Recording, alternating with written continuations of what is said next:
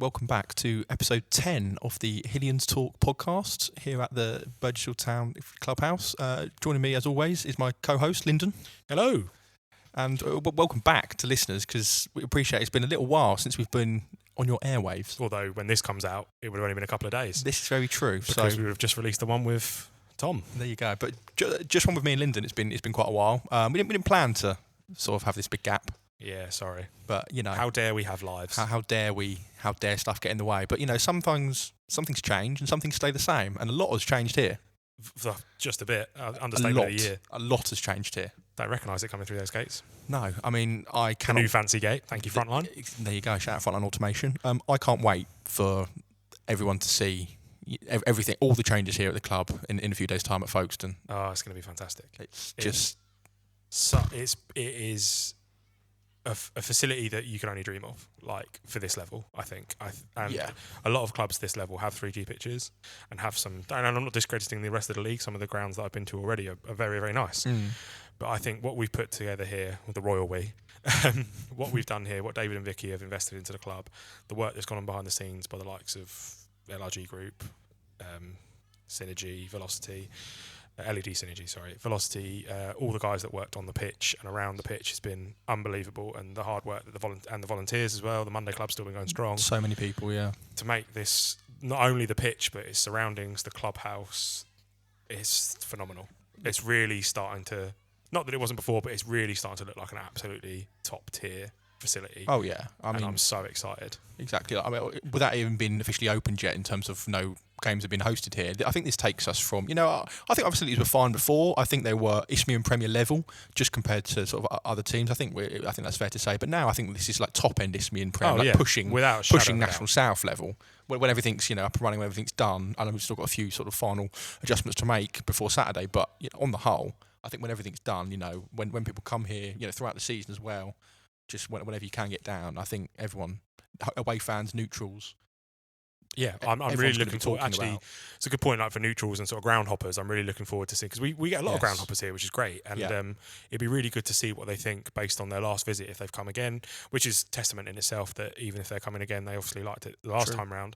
Now to see with all the improvements we've made, what their sort of thoughts and feelings are going to be, because I mean, obviously there's a touch of bias here, but I think it's fantastic. And I can't wait for the season to properly start. Obviously, I know it's been underway for a couple of weeks now, but we haven't hosted a home game here yet. Fortunately, had a couple of those home ties reversed again. There's just a few little delays with the pitch, which is unfortunate. But I think we are completely green light Saturday. And how nice is it, by the way, with the weather that we currently have, to not have to worry about pitch inspections? Literally. Do you know how much stress and aggro that causes me on Fridays, on Saturday morning, when we're playing on a grass pitch?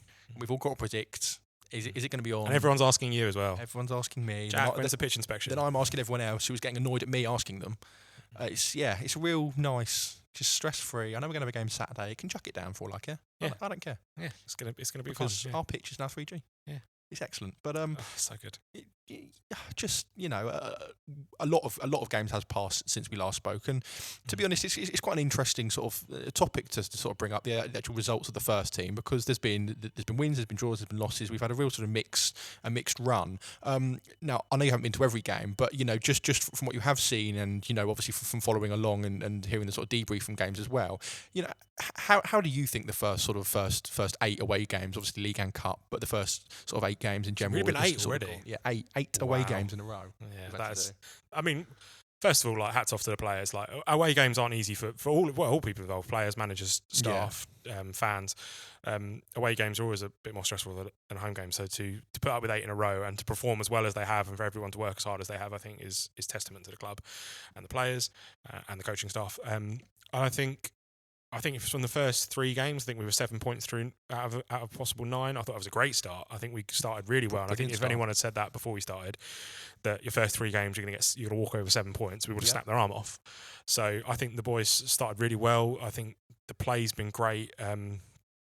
Away fixtures take their toll, and maybe we'll touch on that a little bit, maybe some recent performances. But I think we started the league really strong. We continued our fine form from last season. The boys look sharp. It looks like the off-season hasn't done too much damage. It looks like they've all kept themselves in good nick. Some new bloods come in. both at both ends of the field, Mm-hmm. who have been sort of working their way through the preseason games and have started to continue and shine in league games as well. So I think it's been a good start. I think overall, where are we sitting now? Was it 12th? Jack, remind me. Yeah, I believe it's 12. Significant in that for some reason. I can't think why. So I think 12th is a perfectly acceptable place to be. It's still obviously very early doors. I know 8 games seems like a lot. Obviously, some of them being cup ties, but I think overall, and obviously I could be speaking rubbish here, but I think overall, I think we're genuinely fairly happy. Yeah, I think we've had a couple of losses lately. The one at Lewis stung a little bit. Just because. We probably will mention that and go into it because it's Yeah. only right. There's no point us just talking about the wins. Oh yeah, and I went to an away But, game. I was actually there. Yeah, did we win that one? Yeah, no, we didn't. But then, in my defence, we didn't win the last away game that I didn't go to either. So No, I don't know what to do about away games anymore. We haven't won in the last few, to be fair. Yeah. But I think you pretty much hit the nail on the head there. Really, I don't think anybody's unimpressed or unhappy with our start to the season. Obviously, we started really, really well with the first 3 games, like you mentioned, and then naturally we, started to sort of play a little bit more games, and sort of the points total wasn't matching the first 3 games. But I don't think in any of the games, to be honest, I don't think we've been outplayed. Now, of course, we've lost a few. But I honestly, from a fan's point of view, from watching every game, I don't think that there's been a sort of a side or a team that thinks, wow, right, this is clearly a step above, a level above. Yeah, we've been in every game. We've been in every game. It's been competitive. And people, no one's walked through like us. people will point to the Lewis game, and I'll bring it up. People will just see we lost 3-0, and my God, were we not good in that game, especially second half. But it wasn't, and this is no disrespect to Lewis, who fully deserved to win, but it wasn't a case of Lewis outperforming us and sort of tactically outclassing us. It was we made a few silly errors, and those unfortunately silly errors then led to goals, which unfortunately at this level, if you make a few mistakes, you're going to get punished more than you did last year. And that's essentially how it was. We conceded 2 sloppy goals from set pieces, and then when you give a team at this level a 2-0 head start, it's hard to recover from that. A big crowd at Lewis as well, obviously. It was it was fantastic. Yeah. Great Hillian support. Holiday. Yeah, I appreciate that. That's why it's such a shame, because it was such a good support. We had a fantastic record at Lewis. But these things happen. We were sort of walking away going, we did that to them about 6 years ago. We went to their place and won 3-0, and so it's rough and smooth. But even with that game, we were in it for 60 minutes and probably should have maybe been ahead, but that's football. But I think in general, I think because obviously we've probably spoken about this off camera in our sort of fan chats and just speaking to other fans and stuff. I think the phrase would be frustrating in that, especially the last few weeks, because again, I go back to the point where I genuinely don't think we've been outplayed or we've underperformed in terms of the 90 minutes in any game. And I reckon if you probably asked Jay and Gary, honestly, I reckon they'd probably be a little bit disappointed we haven't got maybe 2 or 3 more points. And that's obviously a positive, right? We're not in a bad position where we are, but I think they're probably looking at it as if we maybe could have been even better so far. And I just think that I think something you mentioned there about the away games taking their toll, I think that's absolutely spot on, and it's only natural, right? 8 away games is ridiculous for any league, any level, especially for semi-professional players that non-league players that have full-time jobs and exactly. Some of them for the evening games, for the midweek games, would have been coming straight from work, exactly, and then probably getting up for work the next day and putting in a full shift there as well. So those away runs probably don't help, and the travel is a little bit more. It's not too bad compared to last season, but there is a little bit more travel. We're still in relatively the same areas, but a few more up, like London and Kentway. So there is a bit more travel involved, which again takes its toll. Exactly. Not taking anything away from the teams that we played that have beaten us, or not handing excuses to our players, but it does play a factor. And also, one of the things I think is fair to say that a lot of we've spoken to a lot of players, the staff, coaching staff, that the fans do make a big impact, and they love having that travelling support, and they love it at home games when we're rowdy, we're making that noise, we're behind the team, which of course we always are. But there's no beating around the bush that unfortunately away games aren't as well attended by Hillian's fans as home games, just for virtue of the fact that they can't be always because of travel and other commitments. So hopefully that's not played too much of a part in us not having us there to sort of G the boys on, but that is a shame that we can't, and I think that will change especially when we're back here in this new facility, I think the atmosphere is going to be electric. Absolutely. For want of a better word, and I think hopefully that will spur the boys on, and we can get some more results on the card. And I mean, like I said, we started off well. We just need to pick it back up. I mean, look, we've always said, we've said it on here. We've spoken to others. When a club gets promoted, your first aim for any club is always just to consolidate at this level. And I think there's nothing that we've seen so far that makes us think that we're in for a sort of particularly tough season, or nothing's like looking over our shoulder. Nothing's worrying, is it? No, it's not like that's an alarming need to fix immediately. Exactly. I mean, well, other than Rocco injured at the last game, unfortunately. Yeah, if we can fix Rocco, fix Rocco in terms of physically, that'll be ideal. Yeah, hopefully he's all doing well. I haven't managed to catch up with him since he I'm unfortunately went off in the warm up last week. Yeah, I honestly, if we can hopefully he's doing well. If we can never talk about Farnham or anything to do with Farnham, I'll be very happy. That already may be my biggest regret of the year, is not getting to see Brannan in goal. I still can't believe it actually happened. It's like a fever dream. We actually watched Brannan O'Neill play in goal for 90 minutes. Well, obviously I wasn't there, shock. But when you text to say Rocco's injured in warm-up, Brannan O'Neill in goal, I was like, you're joking, right? Yeah. I was thinking the same thing. I don't know why. Do you know the rationale behind that? Did Brannan used to play in goal back in the day? Honestly, I don't know. No. The short answer is no. I don't know the rationale behind that. Maybe it's just the only one who volunteered. Possibly, it wouldn't surprise me if word went out that we needed a keeper as a club captain, because he was on the bench initially to start with. So I think they were always game time, possibly. But I think they were always looking to not disrupt the rest of the starting 11. Fair, so absolutely. They were then looking to the bench, and obviously, it wouldn't surprise me if Brannan just put his hand up and said, "I'll do it for the team." Yeah, he's a good guy. So. At all. There's no I gave Brannan man of the match on Saturday, because to do that was incredible. Yeah, I mean, he's almost got man of the match sewn up before the ball's even been kicked, because that's a huge thing to do. It's just so unfortunate, and I don't hold any blame to anyone at the club. I know people might think that, well, this is poor planning, we should have had a keeper on the bench, and I do get that argument, and I think it's a fair argument, especially when it's an certainly FA Cup a valid game, question, especially when it's an FA Cup game when you've got a little bit more subs, but hardly any team does it. It's not as if we're the anomaly. Yeah, it's not uncommon. It literally is just one of those really unfortunate things. Yeah, and if that probably happens, like, you don't take a keeper. Even if you look at Premier League, how often do keepers go off injured? Exactly. Especially in the warm up, it's very, very rare. Exactly. Like a lot of Premier League reserve keepers are scamming a living, just sitting on the bench and getting paid what they do. Exactly. So, it's certainly not uncommon, and we're not the only club who does it. So, and unfortunately, this was just the one in 100 times that it happens. Exactly. I mean, I've been to pretty much every game for the last 8 years. I've never seen anything like that. I've not seen it. I've seen more refs get injured than I have goalkeepers. Yeah. I've seen Ryan Box run the line 2 matches in a row.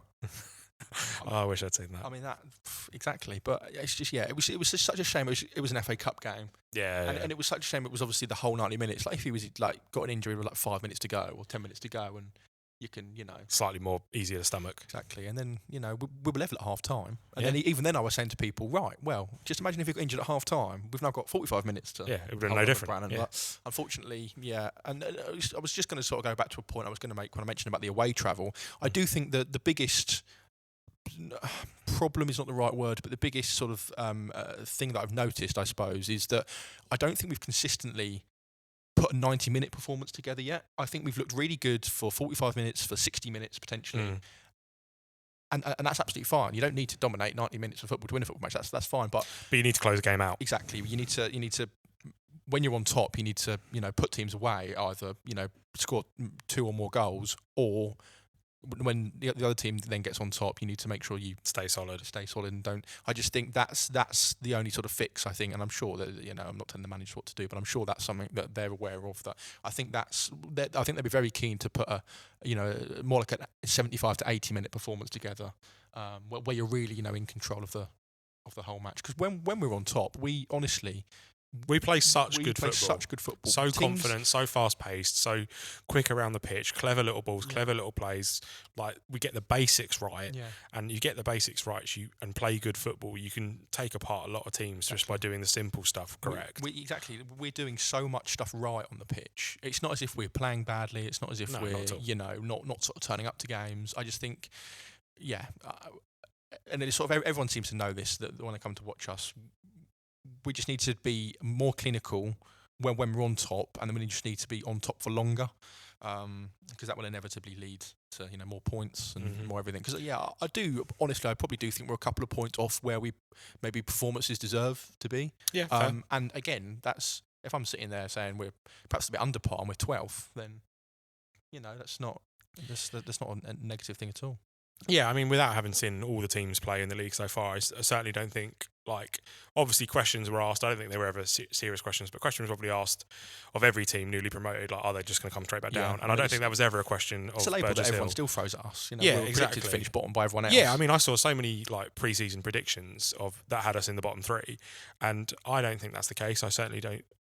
We've come up. We've shown that we can play in this league. We've done it before. We can play at this level, and we don't look like fishes out of water. We know what we're doing, playing good football, and we can compete at this league. And I don't think a top 10 finish is a completely unrealistic goal. No, neither do I. And we certainly don't. I certainly don't think we're getting in any danger of being relegated. We play good football. Gary and Jay have put a great squad of guys together that have started the season well. Yes, all right. There's been a few hiccups lately, but all things will change on Saturday. We're back at home. The fixtures will slightly start to normalise. I believe we obviously then do have a run of a load of home games, which, if I remember correctly, is sort of middle to back end of December going into January. Yes, around sort of, We've got about five or six home games in a row. End of November to sort of around Christmas time. Yeah. That's going to be, awesome, frankly, to have so many home games. We keep mentioning it. We've had a good start to the season with 12, and we've had every game away. We haven't. So this is what I was saying to people before. Wherever we are when we return home, which is obviously Saturday, is lower than where we should be because we've played more away games than anybody else in the league. Yeah. Everybody else has played home games. Actually, apart from Folkestone, who have a similar issue to us and haven't. I think they're getting a pitch upgrade as well, and they haven't had any home games yet. But interestingly, they're officially playing home games, but they're playing them at Chatham. Right. Okay. So they actually have played home games, but they're playing all their home games at Chatham for a while. So they're not, so Folkestone haven't actually played a home game in front of their fans either. So it's a interesting little thing for Saturday. And I do think when you look at the league, because the league's pretty funny this year. Everyone at the moment seems to be picking points off everybody. There's not. Yeah, there's no clear front runner or somebody who's running away with it. And there's no towards the bottom end of the table. There's no 3 or 4 bad teams have had a really bad start. You think, oh blimey, it's people winning at everybody. Yeah, it's still relatively early, but yeah, the whole league is still relatively open, and I think that's good because it's competitive. And I mean, no one likes to write a team off early, and that goes both ways. Write a team off early for relegation or write a team off early for the win. Sure. They're all going to walk the league, so we've got nothing to play for, so to speak. Obviously, it's still playoffs and stuff, but everyone wants to win the league. So at the moment, currently, that may change in the next couple of weeks, but currently, I'd say it's still pretty open, and no one's had an excellent or terrible start. They've all been. I think most clubs would be fairly happy. There might be one or two that would want more, expect more, but I think certainly for us anyway, I think we're okay. And with a string of home games coming up and back to a bit more normality, I think we're only going to improve. And I think, I've lost my trail of thought really, but I think we're in a good place. Yeah, and do you think that? This is probably going to be an obvious question, but it's fine. I'll probably be able to answer it then. For the players' perspective, do you think they're really going to get a massive lift playing back at home? Oh yeah, 100%. Everybody Saturday. Yeah. I mean, could be completely talking about my arse here, but I think so. I think there's going to be such a buzz around their stadium. I mean, we've just heard the tannoy, for example. Oh, sorry, not tannoy. That makes it sound rubbish. But PA system, how do you want to call it? The new sound system. We've just heard that literally just before we started this podcast for the first time. I know it sounds like a simple thing, but even that sounds incredible. So much better than the old cinema. one. That's what I described it to. Yeah. That with the music and the new scoreboard and all the other little improvements around the ground, I think the atmosphere is going to be so good. Yeah. Because we should get hopefully a positive crowd here. Yeah, I would have thought so. And we get big crowds anyway for the level. And even at this level, we would be, if we just take our attendances from the previous seasons into this league, we'd still be mid-table around attendances for this league. And I'm sure we'll probably get a slightly inflated attendance on Saturday just for, everyone's nosy, everyone wants to come and see the ground. Everyone, perhaps some ground hoppers like we mentioned might pop down. Folkestone definitely travel well. They're one of the big clubs in the league. I'm sure they'll bring quite a fair few amount of fans down. So I certainly agree with you. I certainly do think that. I know I'm just sort of picturing if I was a player, I'd be buzzing to. I mean, firstly play on such a brilliant new pitch. Oh, it looks incredible. New facilities are brilliant. Yeah. You know, I was watching old Colin Obbard brush it earlier, the new Oh, ride-on brush tractor thing. wow. That was oddly satisfying to watch, doing a good job.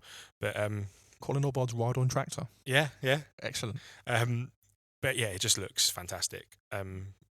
Professional almost. Everyone I've spoken to, everyone I've spoken to so far who's played on it. So obviously, I think our women's team are out there training right now. Yeah. We're about to start. We've had various other age groups train on it. I think we even have actually, technically, I think I was going to mention earlier, I think we have actually hosted games here now of other ages. I think our under 16s Right, okay. have played on it.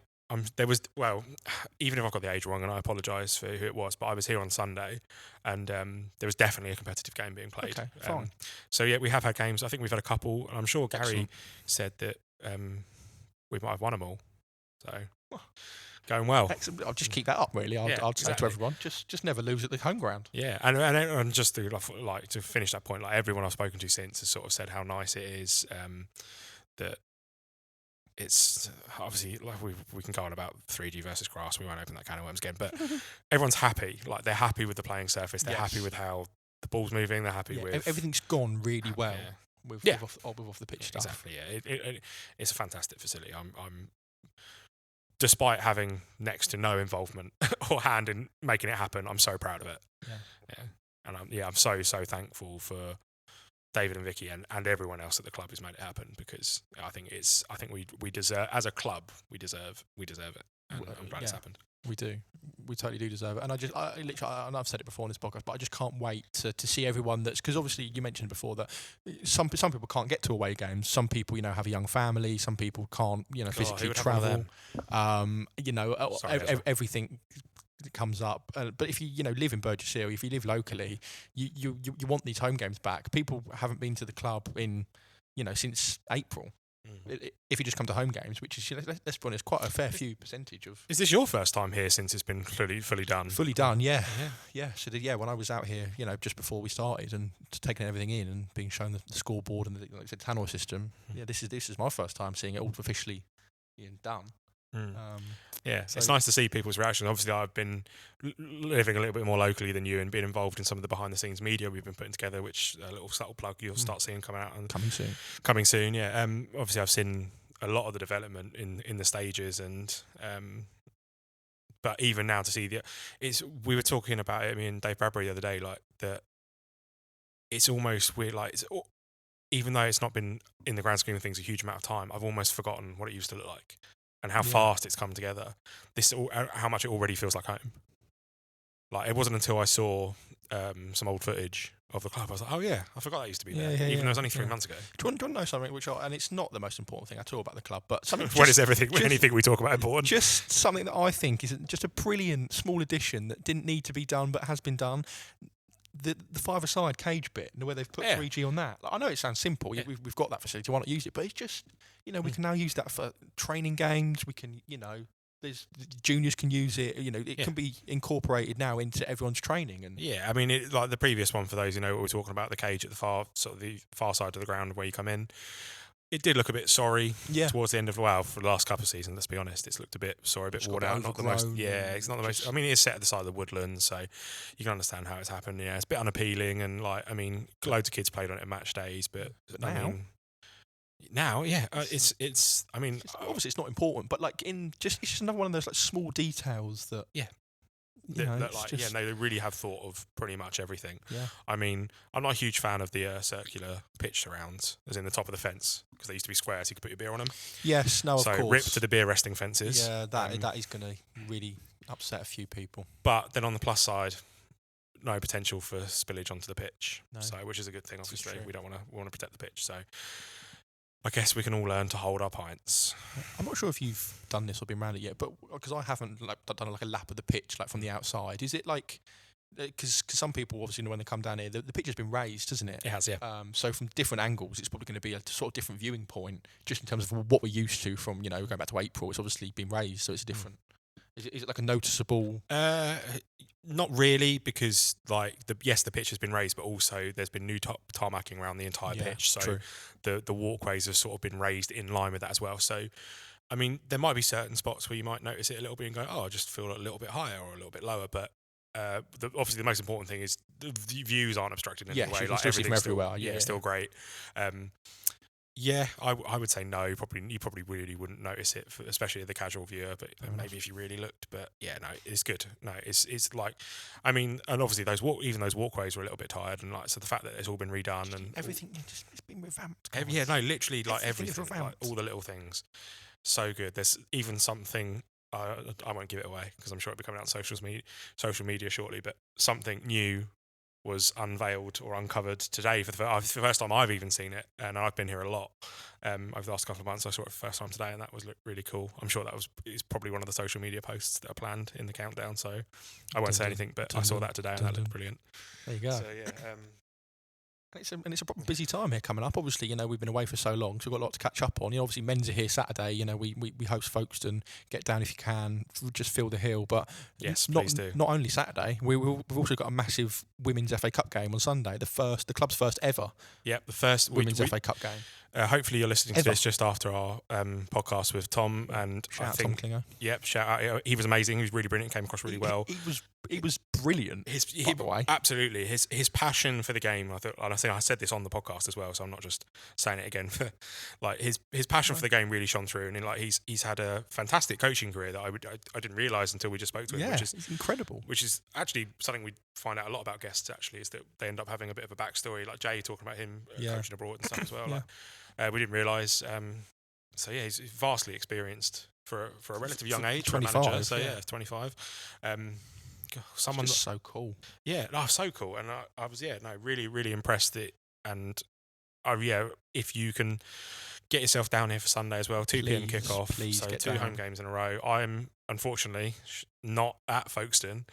Sure. But this is actually a shock because it is a home game. Normally I'm here, so James will be here taking photos for me on my behalf. But please give him a warm welcome. It's the first time he would have seen the pitch. He has. You might recognise him. He has done a couple of games for us before. But yeah, so James is going to be here doing that. But I will be here for the women's game on Sunday because first FA Cup game. Like we've got to get some photos for that. Like, home to Sutton United as well. Home to Sutton. Sutton are a big club. And then we've got a game on Tuesday as well, the rearranged game. Oh, yes, we Tuesday, do. Carl Shorten Athletic. Carl Shorten. I will be there for that. Oh, excellent. Really normally I'd say weather permitting as a joke. But I don't say that anymore. No weather How permitting. good. Oh, yeah. Rain all you like. Unless something else ridiculous happens, we'll be fine. Until the drainage, until it Noah's Ark levels and the drainage clogs, and then we do actually have a waterlogged pitch. Yeah, shout out Worthing, that happened too 10 years ago or so. Yeah. Had their new pitch. It won't happen. It won't happen. Because we have new drainage as well. No, thanks Worthing for being the guinea pigs. Another thing that's new drainage. Drainage. Everything's new. But everything's new. Such a busy time. Home Saturday, home Sunday, Home Tuesday. Home Tuesday, home every day. And the club, just in general, is open every day, isn't it? It is, yes. So it's open 7 days a week. So I mean, if you're bored, if you're at home in the evening, you can come down. Watch the bar's open. The bar's open. They do toasties now, which are unreal. They do soup, which is get me a toasty homemade now. soup. The soup is it's unreal. It's so good. I'd imagine. Is it Sky we've got here?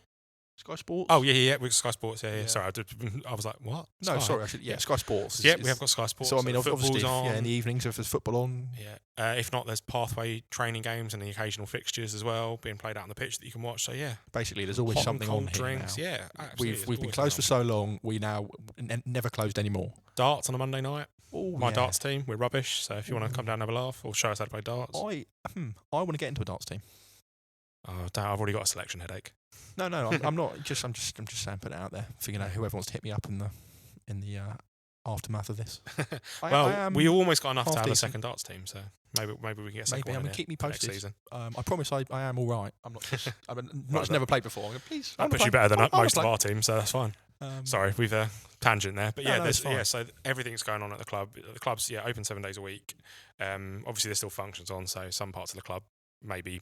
Like the function room, obviously, for example, maybe out of action, but you can come down and have a drink in the evening, hot, cold, bit of food, toasties whilst stocks last. Toasties and Lizzie's soup. Bakery, we've got some Lizzie's Bakery selections on the bar. Lizzie. The vegan Rocky Road is unreal. Wow. And I'm not really a fan of vegan food. Coming from non-vegan man. Yeah, obviously, I'm very obviously not a vegan, but I mean, it being vegan is probably irrelevant, but Lizzie's Bakery stuff is unreal. Rocky Road, recommend if I don't eat them all. Yeah, loads of new faces behind the bar. Yeah. Everything's new, obviously, guys. Everything's with new. being open 7 days a week, they put some investment in bar staff. Proper staff. My wife's now working behind the bar, so you come down on Friday night, say hi to her. There you go. She's here on a Friday night and every couple of Sundays. Ezra, it's funny you should say that. You were in the he was cleaning tables on Sunday and doing a very good job. But yeah, maybe a few more years before he's putting points. Start them young. Yeah, absolutely. But yeah, no, good to see new faces coming into Hill. Hopefully, converting them to fans if they weren't already. There you go. Just more Hillians. It's just what we need. I mean, I can't wait for Saturday. Just making me jealous. Sorry. I know. I'm really sorry that I'm not going to be there. Not that any of you really care that I'm not going to be there, but I'm not. At least you're there Sunday. At least you're there Tuesday. Yeah, exactly. And I'm here pretty much all day tomorrow as well, doing some stuff. So basically live it at this point. So, yeah, basically. It's just yeah. Well, I think we've pretty much covered everything. Yeah, I think so. Up until we need to. So yeah, get here Saturday, get here Sunday. Folks in Invicta, Sutton United, a weekend of Burgess Hill football. You've had no home games for weeks, months. And now you've got 2 in a row. Now you've got 2 in a row. Oh, and sorry, I don't think we actually mentioned this other than when the fixtures. The women's team are unreal. Like I've gone to a couple of their pre-seasons. They just come off of promotion. Same as the men's team. One of their pre-seasons they won like 6-0. We are flying. They're a quality side. They play really good football. I.e. built 12 months ago. Promotion in our first year, first ever time in the Women's FA Cup. Due to how good we are now, obviously there's a level you have to be at to get into that prestigious competition. We're in that. You know, we're building. We have 2 very very good first team sides, both men and women. Oh God, yeah. So get behind them both if you can. Oh God, yeah. And yeah, if you've got nothing, like what's better than a weekend of Burgess Hill football? So literally nothing. Yeah, and then you can just sort of like phone in sick on Monday, have another day off, and then back for Tuesday for Carl Shorten. Yeah. Miraculous recovery for 7:45. Is it 7:45? I think it is 7:45 now. Yeah, I think so. Wow, that's controversial. That's going to really throw some people off. Tell a joke or something to fill the time, and I'll quickly check. But I'm pretty sure it is 7:45. I don't know any jokes, so that's fine. I did it nice and quick. It is 7:45. Nice. So yeah, 7:45. Carl Shorten. There you go. Wow. Tuesday, 23rd. There you go. I think that's everything from me. Yeah, that's everything from me. Thanks very much for listening, guys. Appreciate it. Thanks for listening. I promise we won't leave it 4 weeks to the next one. Maybe. Take care, all.